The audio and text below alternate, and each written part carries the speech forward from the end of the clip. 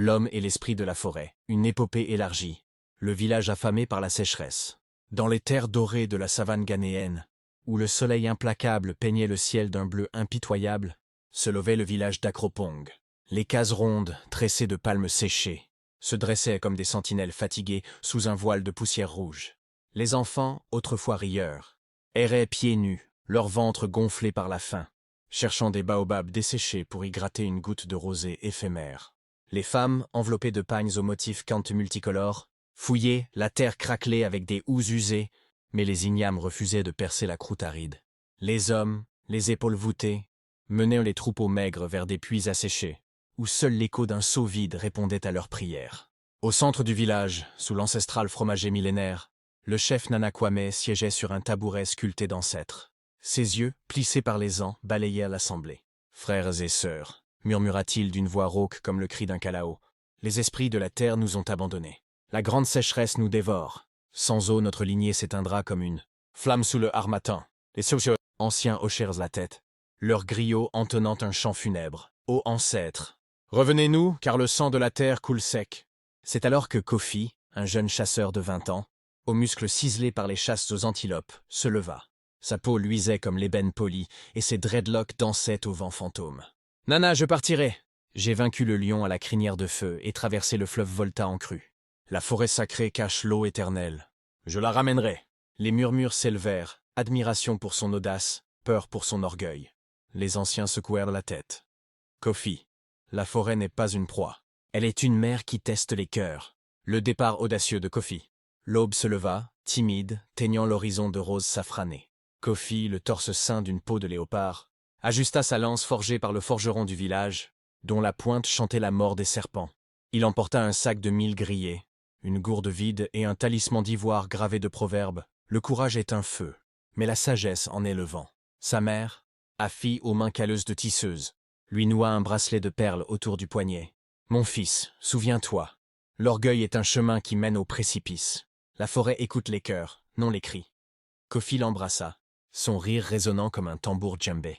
« Mère, je reviens en héros. Les griots chanteront mon nom pour 1000 lunes. » Il franchit la lisière de la savane, où l'herbe jaunie cédait à l'ombre dense de la forêt sacrée. Les acacias ployaient sous le poids invisible des esprits, et les singes hurleurs saluaient son intrusion d'un cœur strident. Kofi avançait d'un pas ferme, taillant les lianes avec sa machette, ignorant les murmures des feuilles, tourne en arrière. Mortel imprudent! Le soleil filtrait en rayons obliques, dansant sur des champignons, phosphorescents et des fleurs carnivores, aux pétales pourpres. Des papillons aux ailes d'or voltaient, guide trompeur vers des pièges de ronces. Bientôt, la fatigue le gagna. Il s'assit près d'un ruisseau fantôme, sec comme les os d'un éléphant. « Où est cette eau promise ?» grogna-t-il, frappant le sol de son poing. Un rire lointain, comme le roulement d'un tonnerre doux, lui répondit. Était-ce le vent ou Niam qui déjà l'observait? Les premiers défis de la forêt. La forêt s'ouvrait comme une gueule vivante, engloutissant Kofi dans son ventre verdoyant. Les arbres géants, aux troncs noueux comme des serpents ancestraux, formaient une voûte impénétrable. Des racines aériennes pendaient, telles des cordes de pendu, et l'air, lourd d'humidité, portait l'odeur, musquée de la terre fertile, ironie, cruelle face à la soif du village. Kofi trébucha sur une clairière piégée, un essaim de guêpes guerrières, gardien des fleurs empoisonnées, fondit sur lui. Il agita sa lance, le visage zébré de dard, le sang coulant sur sa poitrine. « Maudite jungle !» hurla-t-il, arrachant les aiguillons. Mais dans sa douleur, il apprit, la bravoure brute blessait plus que les ennemis. Plus loin, un pont de lianes sur un gouffre béant le défia. En bas, des crocodiles aux yeux jaunes guettaient, leur queue fouettant un brouillard vénéneux. Kofi testa le pont, qui grinça sous son poids. « Si je tombe, ce sera la fin, » pensa-t-il, le cœur battant. Il ferma les yeux, invoquant les ancêtres. « Guidez-moi » comme le fleuve guide le pêcheur. D'un bond, il traversa, atterrissant de l'autre côté trempé de sueur. La forêt sembla applaudir d'un bruissement de feuilles. Puis vint la nuit, précoce et opaque. Assis près d'un feu chétif, Kofi raconta à voix haute ses exploits passés, chassant les ombres. Mais un rêve le visita. Une silhouette d'écorce murmurait. L'orgueil est une racine pourrie. Coupe-la, ou elle t'étouffera. Au matin, il se réveilla changé, plus attentif aux signes, une fleur qui s'ouvrait à son passage, un oiseau qui chantait une mélodie inconnue, la découverte du lac enchanté. Après 3 jours d'errance, où le temps se dissolvait en un éternel crépuscule, Kofi émergea dans une clairière sacrée. Au centre trônait un lac d'un bleu azur, miroitant comme le ciel capturé dans un bol d'argile. Ses eaux clapotèrent doucement, chantant une berceuse ancestrale. Des bulles irisées montaient, libérant des parfums de jasmin et de pluie oubliée. Autour, des arbres aux feuilles d'or et d'argent formaient un cercle protecteur, leurs branches entrelacées comme des doigts en prière. Des libellules aux ailes de cristal dansaient à la surface, et au fond, on devinait des pierres précieuses scintillantes. Où étaient-ce des yeux d'esprit? Kofi s'approcha, les genoux tremblants, oubliant sa lance. Enfin, l'eau des dieux! Il plongea les mains, et une fraîcheur divine le traversa, apaisant ses plaies. Mais le lac riposta. Des vaguelettes se muèrent en tourbillons, et une voix tonna, grave comme le grondement d'un éléphant. « Arrête, intrus! Ce nectar n'est pas pour les cœurs impurs. » Kofi recula, le cœur en tambour. Devant lui se matérialisa Niamey, l'esprit de la forêt. Une forme colossale d'écorce vivante, aux yeux de saphir luminescents, couronnée de vignes fleuries. Ses branches s'agitaient comme des bras accusateurs, et un vent chargé de pollen enveloppa Kofi. « Je suis le gardien des racines, fils d'Anansi le tisseur et de la terre-mère. Pourquoi profanes-tu mon sanctuaire? »« Mortel !» Kofi, la voix chevrotante pour la première fois, répondit. « Grand Niam, mon village agonise. Laisse-moi emporter un peu de ta grâce. » La première énigme, le souffle invisible.